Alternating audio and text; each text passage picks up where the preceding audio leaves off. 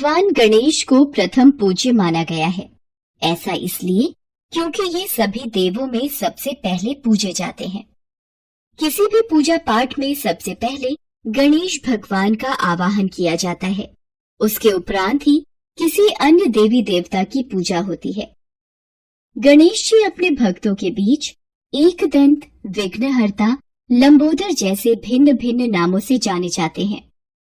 वहीं दूसरी ओर है भगवान परशुराम, जिनके पास भगवान शंकर द्वारा दिया अमोघ अस्त्र परशु उनके पराक्रम का प्रतीक है।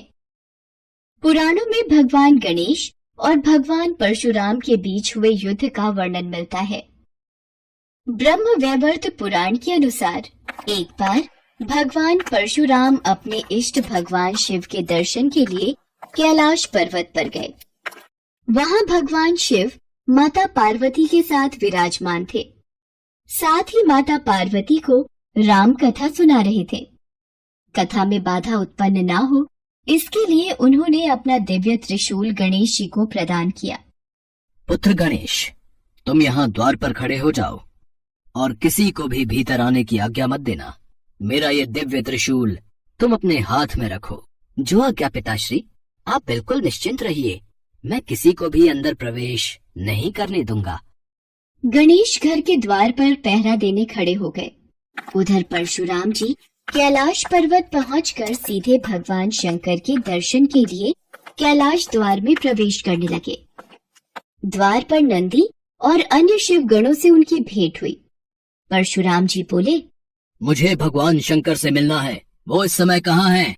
परशुराम जी, हमें नहीं पता कि प्रभु शिव शंकर इस समय कहाँ हैं।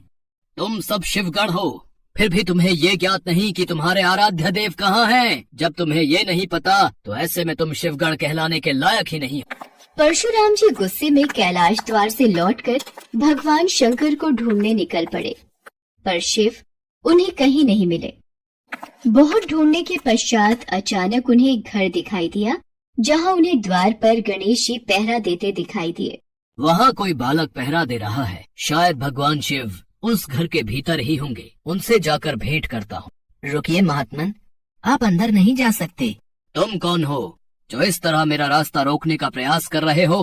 पर आप कौन हैं जो इस तरह से बिना पूछे अंदर जा रहे हैं? तभी वहाँ नंदी और शिवगण आ जाते हैं। परशुराम जी, ये गजमुख माता पार्वती के पुत्र गणेश जी हैं। और प्रिय गणेश जी, ये परशुधारी भगवान शिव के भक्त परशुराम जी हैं। ये बालक तो देखने में बहुत ही विचित्र है, जिसका मुंह गज का है और बाकी का शरीर इंसान का। ये कैसे माता पार्वती का पुत्र हो सकता है? इस बात को सुनकर गणेश जी भी परशुराम जी का उपहास करने लगे। आप देखने में तो ब्राह्मण लगते हैं, किंतु आपके हाथों में कमंडल की जगह ये परशु क्यों है? बालक, मेरा उपहास न कर, तू मेरे बल को जानता नहीं है। जब तक सामने वाले के बल का परीक्षण न हो जाए, अपने आप को सर्वोच्च नहीं मानना चाहिए। बालक, समझकर छोड़ रहा हूँ, मुझे अभी भगवान शिव के पास जाना है। परशुराम जी शिव से मिलने के लिए उनके निवास स्थान पर जाने लगे।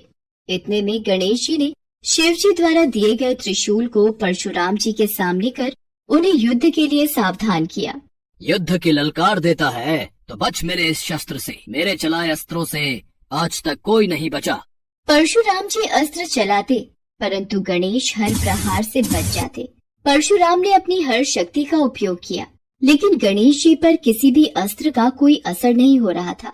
और शस्त्र फेंकिए महात्मन, मैं आपको नहीं रोकूंगा। अरे, इस गणेश पर तो मेरी किसी भी शक्ति का असर नहीं हो रहा। ये बहुत शक्तिशाली है। अब एक ही रास्ता है, मुझे इस पर परशु चलाना ही होगा। परशुराम जी ने भगवान शंकर से वरदान में मिले परशु से गणेश जी पर वार किया। गणेश जी उसको रोकने में भी सक्षम थे, परंतु वो भगवान शंकर के वरदान का अनादर नहीं करना चाहते थे। इसलिए उन्होंने उस अस्त्र का भार अपने एक दांत पर ले लिया और उनका एक दांत खंडित हो गया। गणेश माँ पार्वती को पुकारने लगे, माँ, माँ, शीघ्र आओ माँ। ये तो मेरे गणेश की आवाज है। क्या हुआ पुत्र गणेश? ये तुम्हारा एक दांत कैसे टूट गया? किसने इस तरह से मेरे पुत्र गणेश पर प्रहार किया है? गणेश जी का एक दांत टूटा देखकर माँ पार्वती क्रोधित हो गई। क्रोध की अग्नि से वो दुर्गा अवतार में आ गई। क्षमा कीजिए माता, मेरे द्वारा ही गणेश का एक दांत टूटा है। मैं अपनी भूल स्वीकार करता हूँ। शांत हो जाइए माता, इसमें परशुराम जी की कोई गलती नहीं थी। मैंने ही इन्हें पिताजी महाराज से मिलने के लिए रोका था। परशुराम जी भी अपनी भूल को स्वीकार चुके थे। गणेश जी के समझाने पर माता पार्वती शांत हुई और परशुराम जी ने भी अपनी गलती मान ली। गणेश, आप धन्य हो। देवी पार्वती, गणेश जी जैसी सहनशीलता और आदर करना मैंने किसी और देव में नहीं देखा। आप निश्चिंत रहिए, गणेश जी का खंडित दांत व्यर्थ नहीं जाएगा। इससे एक महान कथा महाभारत लिखी जाएगी। गणेश जी ने इसी खंडित दांत से महर्षि व्यास जी के शब्दों को लिखा। तब से ही गणेश जी को सबसे सहनशील कहा जाने लगा और उनके एक दांत खंडित होने के कारण उनका नाम एकदंत पड़ा। भगवान गणेश को सबसे प्यारे और विनम्र देव की तरह पूजा जाने लगा। भगवान गणेश का महापर्व गणेश चतुर्थी, जिसके लिए माना जाता है कि 10 दिन के इस महापर्व में गणपति बप्पा 10 दिनों तक धरती पर विराजमान रहते हैं और यदि सच्चे हृदय से भगवान गणेश की पूजा की जाए तो ये अपने भक्तों के दुख दूर करके उनकी सभी मनोकामनाएं पल में पूरी करते हैं।